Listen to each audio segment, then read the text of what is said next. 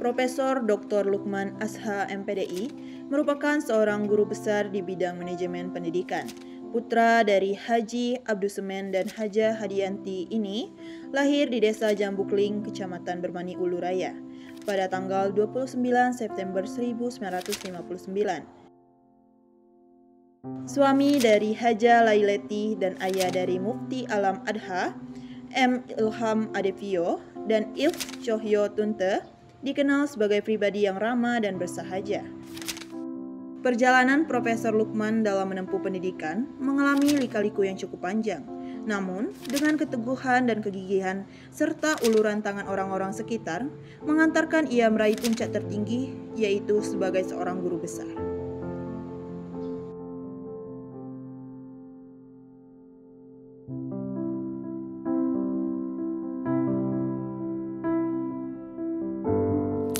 Bismillahirrahmanirrahim. Assalamualaikum warahmatullahi wabarakatuh.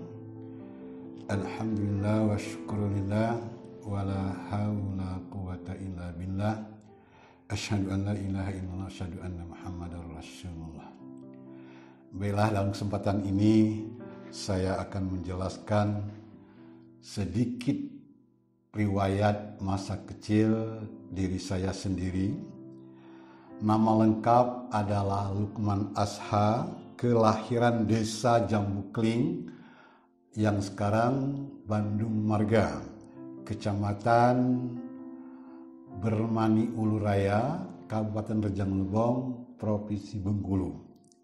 Lahir tanggal 29 September tahun 1959. Ayah bernama Haji Abdussemen bin Senarengan dan ibu bernama Hadiati binti Aliadan.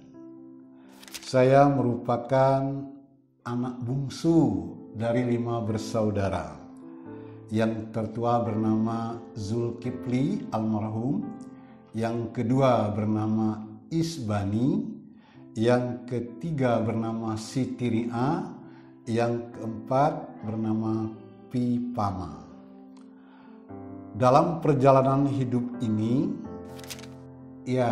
semasa kecil nama utama diberikan orang tua itu adalah Lukmandi.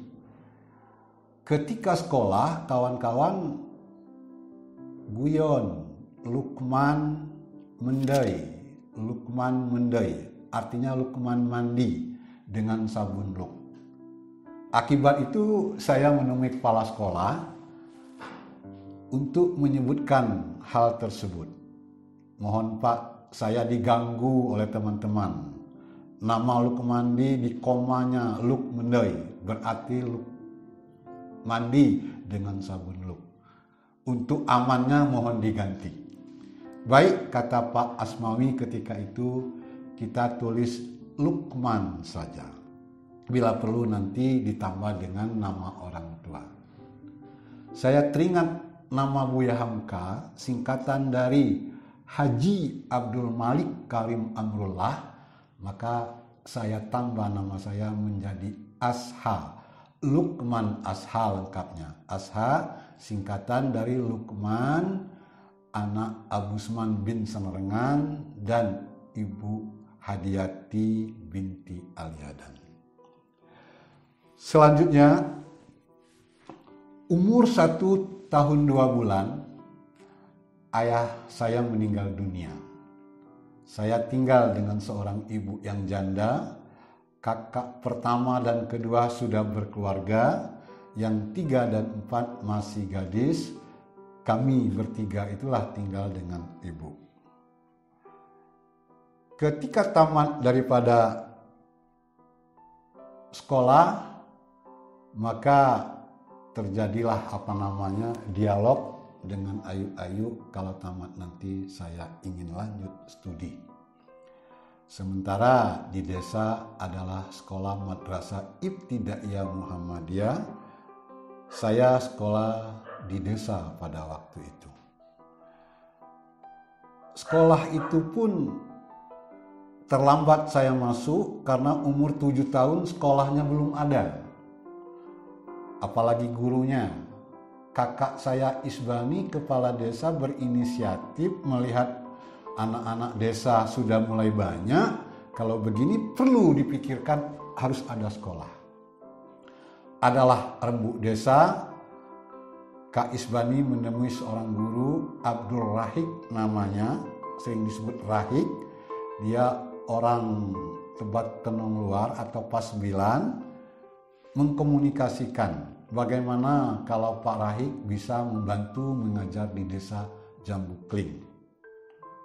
Baik, kata Pak Rahik, kalau begitu Senin, Selasa, Rabu saya mengajar di Purwodadi, Jumat, Sabtu, Minggu saya mengajar di desa Bandung Marga. Nah, bulan depan sekolah kita mulai. Awal sekolah di bawah rumah Alikram, berlantaikan tanah, bangku-bangku seadanya dari sento dibikin dan kasih papan. Tidak lama kemudian pindah lagi ke bawah rumah Mustafa di desa itulah. Masih berlantaikan tanah, berdindingkan papan siri, dan kursi masih sederhana. Sudah meningkat sampai kelas 3, barulah kepala kantor urusan agama Curup, Haji Aminuddin HA, melihat kondisi itu, kalau begitu perlu kita bangun sekolah di desa ini. Akhirnya beliau membeli tanah, dibangunlah sekolah sederhana dari papan berdinding papan siri. Di sanalah saya sekolah sampai tamat di Madrasah Ibtidaiyah Muhammadiyah Bandung Marga.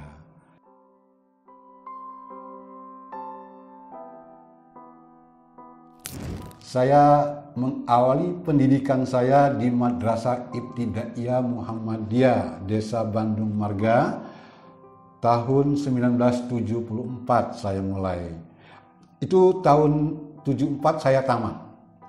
Kemudian saya melanjutkan ke PGAN 4 tahun. Di sini ada cerita yang menarik juga. Ketika ingin melanjutkan, saya pamit kepada ibu saya Hadiati. Wah nak, kayaknya ibu tidak sanggup menyekolahkan Anda ke Curup. Di samping nggak ada penghasilan tetap, ya kakakmu sudah berkeluarga, sudah punya tanggung jawab. Tapi walaupun demikian, baiklah, saya akan mengumpulkan mereka. Akhirnya terjadilah rapat keluarga, ibu mengundang Kak Zulkifli, Kak Isbani, Ayu Sitiri A masih gadis, kemudian Yuk Pipama masih gadis. Dengan demikian disepakati bahwa saya lanjut studi ke PGAN 4 tahun. Namun ketika itu ada Kak Ayu ipar, yakni Siti Muna dengan Rusna. Beliau mengatakan, sekolah itu makan waktu dan butuh biaya. Kan sekolah tujuannya kan untuk mendapatkan uang.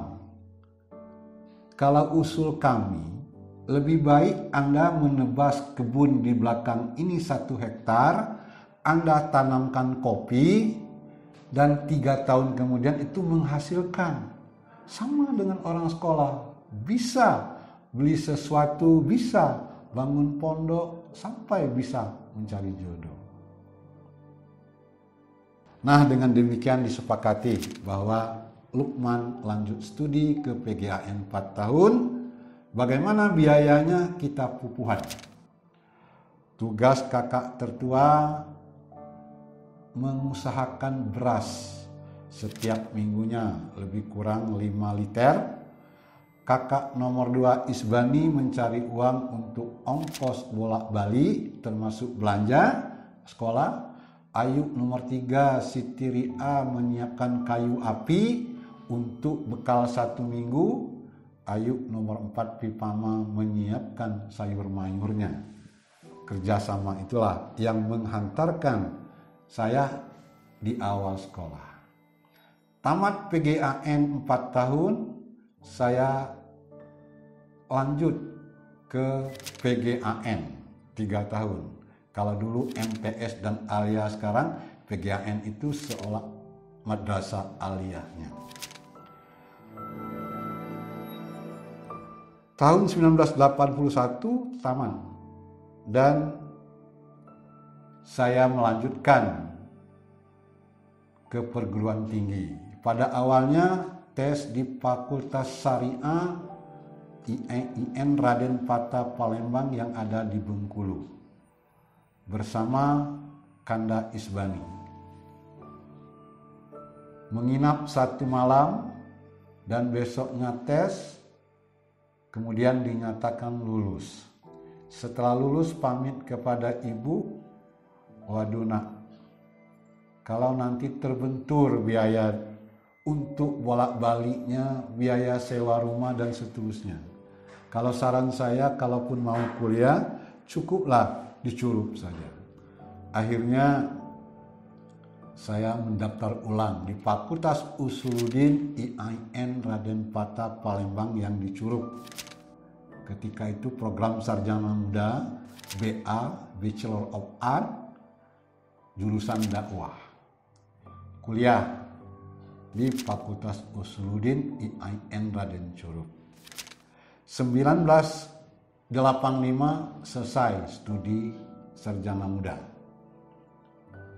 Alhamdulillah 2 tahun kemudian buka program S1 Fakultas Usuluddin IAIN Raden Patah Palembang di Curup dengan program studi perbandingan agama.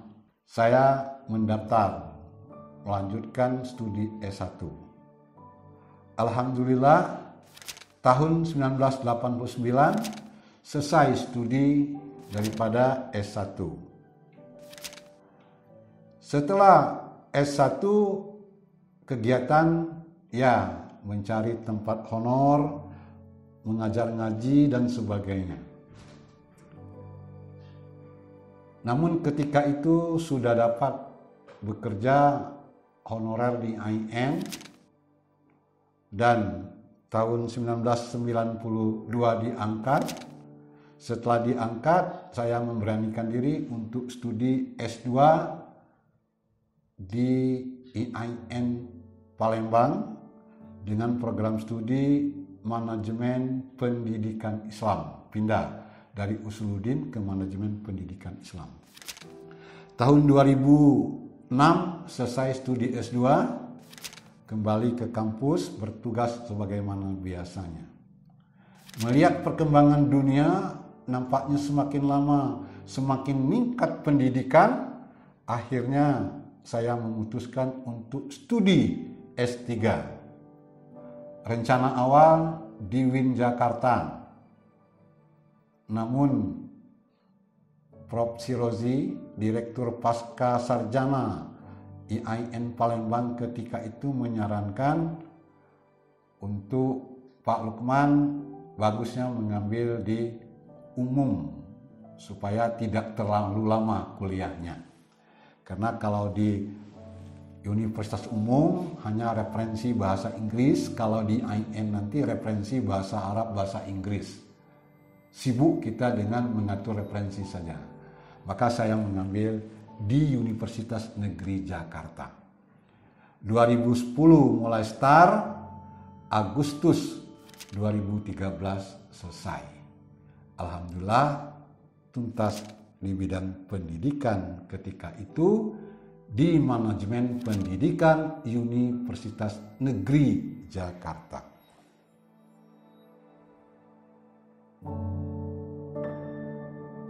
Yang pertama sekali yang menghantui para dosen adalah jurnal internasional atau dengan istilah lain jurnal di Scopus.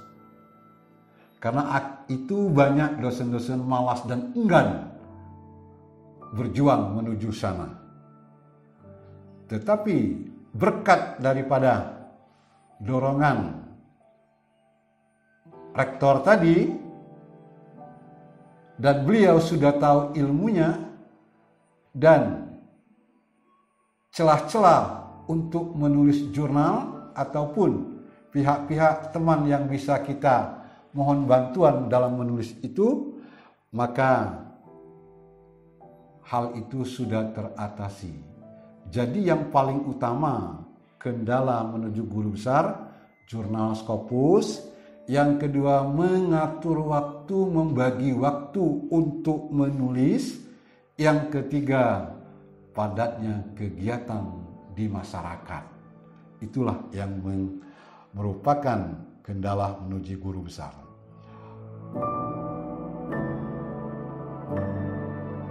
Selanjutnya terkait dengan pengalaman mendirikan Radio Kampus Nada Pesona Infotama FM 42,1 MHz. Ini berawal dari angan-angan dan cita-cita agar nantinya kampus memiliki radio, tempat praktek komunikasi mahasiswa Fakultas Usuluddin Adab dan Dakwah, agar beliau bisa latihan atau praktek langsung menghadapi radio. Dan kami punya pengalaman mendirikan radio Jihad FM sebelumnya. Dengan demikian saya dengan Isa Ansori, teman saya yang pengalaman mendirikan radio Jihad FM, menghadap pimpinan Prof. Budi ketika itu. Mereka menyambut baik, diadakan rapat, lantas disusun kepengurusan. Yang pertama adalah komisaris, Dr. Haji Budi Kisworo MAG sendiri. Direktur utamanya ditunjuk saya pada waktu itu, Dr. Andes Lukman Asha MPD. Kemudian wakil direkturnya adalah Beni Kustiawan SAG sebagai membidangi di bidang penyiaran Sardi Pertiwi SAG, di bidang periklanan adalah Rizal Sarjana Hukum, di bidang teknis adalah Mariono. Mereka yang menangani. Dengan lengkapnya kepengurusan, berkas kami susun, dimasukkan ke Balai Monitor Bengkulu, dan kami lanjutkan ke Kementerian Informasi dan Komunikasi Jakarta terhitung bulan Juli 2004. Alhamdulillah, Juli 2007 telah mendapat izin siaran ataupun mengudara. Melihat lika-liku pendirian radio yang begitu rumit, panjang, dan melelahkan, maka harapan kami ke pihak UAN dan kru karyawan bidang radio agar dapat memelihara, mengembangkan, dan memajukan Radio Pesona FM IAIN Curug.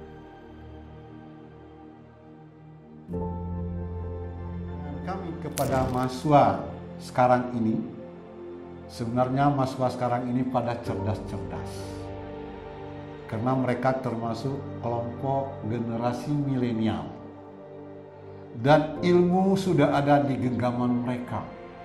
Kalau kami dulu untuk S1 harus membaca 100 buku, S2 200 buku, orang sekarang tidak perlu. Cukup di gadget atau di HP atau di Androidnya, semua sudah ada di sana. Maka mereka termasuk kelompok yang cerdas. Cuman itu kelemahannya. Akibat era teknologi canggih, akhirnya terlalu banyak kopas ataupun copy paste-nya, terlalu banyak plagiasinya, sehingga kurang mencerdaskan. Bahkan minta bantuan dengan pihak lain, walaupun sudah lengkap. Nah, ini beberapa kelemahan. Tetapi saya berpandangan hal ini lambat laun semakin membaik dan semakin maju karena didukung oleh teknologi dan kecerdasan mahasiswa itu sendiri. Mungkin itu yang dapat saya sampaikan sekilas cerita diri saya dari masa kecil sampai ke guru besar hingga pendirian radio serta tantangan yang dihadapi mahasiswa sekarang ini. Banyak maaf, terima kasih. Billahi taufiq wal hidayah. Wassalamualaikum warahmatullahi wabarakatuh.